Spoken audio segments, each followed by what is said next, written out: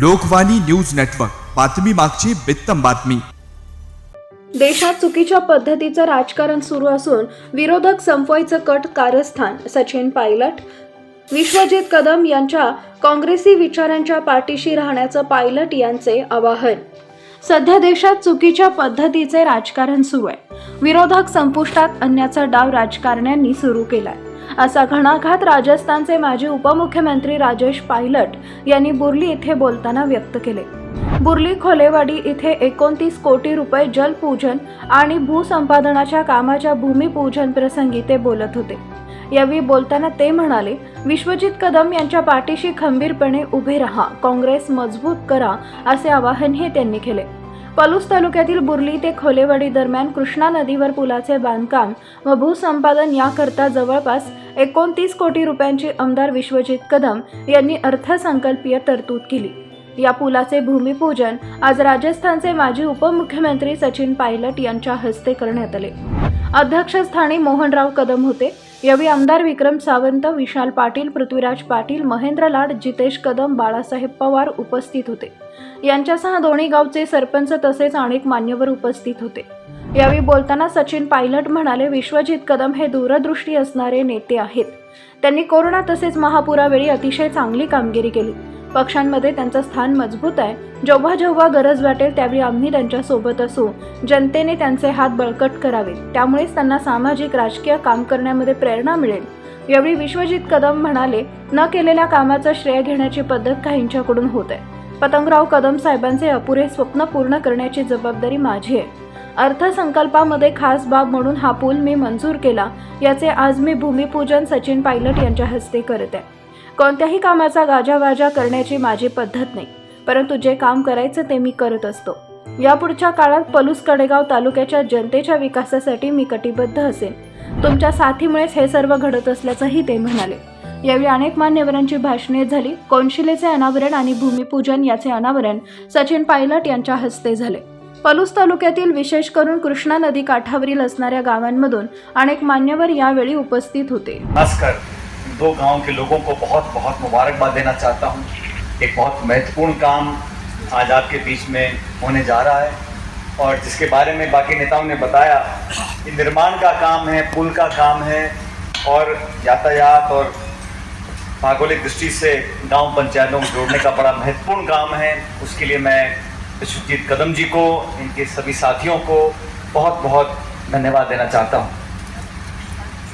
दोस्तों, आदरणीय बुजुर्गों, किसान भाइयों, हमारी माताएं बहनें यहाँ बैठी हैं, नौजवान दोस्तों, आपने सब नेताओं के भाषण सुने और इससे पहले मैं अपनी बात बोलूं, मैं आज इस मौके पर स्वर्गीय पतंगराव कदम जी को याद करना चाहता हूं। पतंगराव जी स्वर्गीय पायलट साहब के बहुत नज़दीकी थे और महाराष्ट्र की राजनीति में उनकी एक अलग जगह थी और आज मैं उनको इसलिए याद कर रहा हूं क्योंकि हर बार मुझे इस ज़िले में आने का मौका मिला। विश्वजीत जी के हर चुनाव में मुझे आने का मौका मिला और मुझे याद है पतंगराव जी का जब आखिरी चुनाव वो लड़े थे तो उन्होंने, क्योंकि पायलट साहब हमेशा उनके कार्यक्रम में आते थे, तो उन्होंने मुझे कहा कि सचिन आपको मेरे कार्यक्रम में आना है चुनाव प्रचार के लिए। मैंने कहा कब आना है? उन्होंने कहा मैं तो चुनाव प्रचार आखिरी दिन ही करता हूँ। और आखिरी दिन वो कार्यक्रम करते थे मीटिंग में, मुझे साल याद नहीं लेकिन 14 की बात है। उनका जो आखिरी चुनाव था, चुनाव के आखिरी दिन 3 या 4 बजे थे, 5 बजे चुनाव की सीमा समाप्त हो जाती है। उनका आखिरी प्रचार हम लोगों ने किया और उसके बाद मुझे खुशी है कि आज हमारे बीच में नहीं है, लेकिन उनके बेटे ने, विश्वजीत जी ने जिस मजबूती के साथ उनके काम को आगे बढ़ाया, उनके नाम को आगे बढ़ाया, मैं समझता हूँ आप सब लोगों को, इस क्षेत्र के सब लोगों को बड़ा फक्र होना चाहिए, बड़ा गर्व होना चाहिए।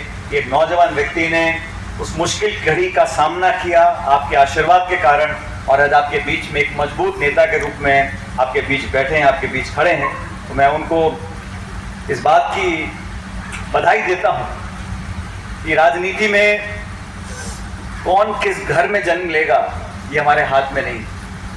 हम किस समाज में पैदा होंगे, किस जाति में पैदा होंगे, हमारे हाथ की बात नहीं है, लेकिन होश संभालने के बाद हम अपनी बोली से, अपने काम से, अपने आचरण से, अपने कार्यशैली से, अपनी सोच से एक पहचान बनाते हैं। और ये संबंध जो बनते हैं मतदाताओं का, क्षेत्र के लोगों का, किसानों का, गांव वालों का और जनप्रतिनिधि का, ये संबंध आसानी से नहीं बनते, क्योंकि संबंध जैसे ताली दो हाथ से बजती है, संबंध भी दो तरफा बनते हैं। अगर मतदाता वोट डालता रहे हर 5 साल में और जनप्रतिनिधि काम नहीं करे या विकास नहीं कराए, तो जनता अगली बार वोट नहीं देती है। आप किसी के बेटे हो, किसी के पोते हो, किसी के भांजे हो, अगर आप जनता के बीच में जाकर उनका मन नहीं जीतते, अपनी मेहनत से, अपने परिश्रम से, अपने खून पसीने से इलाके को नहीं सींचते, तो लोग फिर दोबारा वोट नहीं डालते। और नेता भी अगर काम करता रहे, विकास भी कराए, ईमानदारी से काम करे और जनता वोट नहीं डाले, तो फिर मन खट्टा हो जाता है। इसलिए इस क्षेत्र में जो कांग्रेस का एक मजबूत स्तंभ है, उसको लगातार सींचने का काम आप लोगों ने किया है, उसको पोषित करने का काम किया है।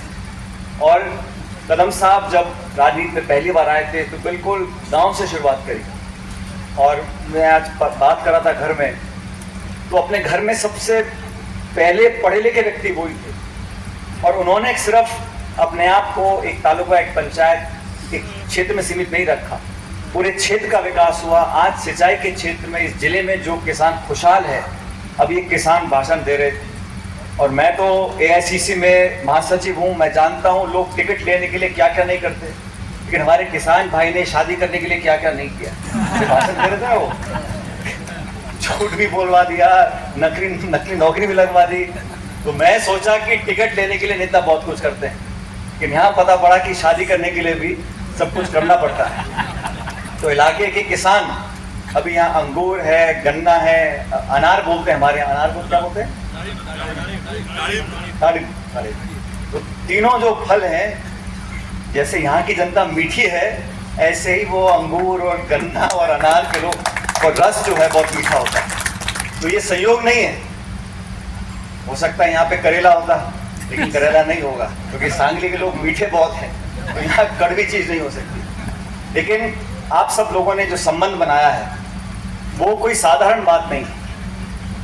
और मैंने अक्सर देखा है, पिछले 20-25 सालों से मैं राजनीति में हूँ, अनेकों बार मुझे महाराष्ट्र का दौरा करने का मौका मिला है, प्रचार में मैं गया हूँ। लेकिन इस जिले की खास बात है, जो अपनापन है, जो प्यार मोहब्बत है, जो प्रेम है, जो एक दूसरे का समर्थन करने की जो एक इच्छा शक्ति है, वो साधारण बात नहीं है। और मैं बार बार इस बात को दोहरा इसलिए रहा हूँ, क्योंकि मैंने अपनी आँखों से सुजीत जी को देखा है, इनके स्वर्गीय पिताजी को देखा है, और काम करते हुए देखा है। मंत्री रहते हुए, विधायक रहते हुए, पार्टी के पदों पर रहते हुए, युवक कांग्रेस में रहते हुए, अपनी जिम्मेदारी निभाने के साथ साथ अपने क्षेत्र के लोगों को प्राथमिकता देना, और ये बहुत महत्वपूर्ण है। अभी ये पुल निर्माण की मैं बात कर रहा था, मुझे बताया कि लगभग इसमें 24-25 करोड़ रुपए का इसमें बजट इसका प्रावधान किया गया है। और किसी एक नेता ने बोला कि अभी सरकार दूसरी पार्टी की है, तो वो लोग इसका श्रेय लेना चाहते हैं कि इस पुल के निर्माण में हमने भी कुछ किया है। अब आप सब लोग जानते हैं, हम सब लोग जानते हैं किसकी सोच थी, किसने योजना बनाई, किसने ज़मीन एक्वायर करवाने का काम किया, किसने बजट सैंक्शन का काम किया, किसने यहाँ पर आज हम सब यहाँ मौजूद हैं इस काम को शुरू करने के लिए। तो मैंने अक्सर देखा है कि श्रेय लेने की एक नेताओं में होड़ होती है। और जैसे उदाहरण के तौर पर मैंने कुर्ता पजामा पहन रखा है, मैं बाजार जाऊं, मैं दुकान ढूंढूं, मैं थान को लूं, कपड़ा कटवाऊं, दर्जी को लेकर आऊं, उसको पैसे दूं, कपड़ा ये पजामा कुर्ता सिलवाऊं, और दूसरा आदमी आके बटन और नारा लगाए बोले मैंने बनाया है, तो चलता नहीं है। तो जनता सब जानती है, ये बाढ़ से जो तबाही हुई थी इस क्षेत्र में, हम सबको याद है, इतने कठिन समय से ये क्षेत्र निकला था।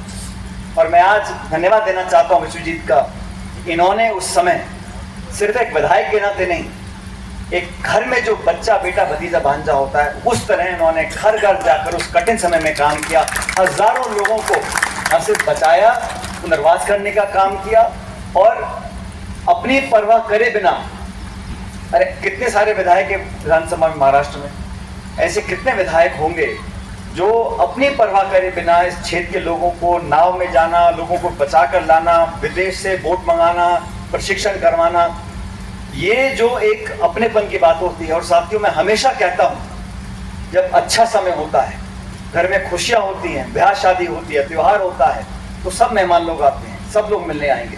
लेकिन जब कठिन समय आता है, जब मुश्किल आती है, जब चुनौती आती है, तो सिर्फ अपने काम आते हैं, कोई दूसरा साथ देने वाला नहीं होता। जब चुनौती और कठिन समय आता है, तो उस समय आप लोगों के बीच में रहकर जो काम किया, वो एक मिसाल बनी है।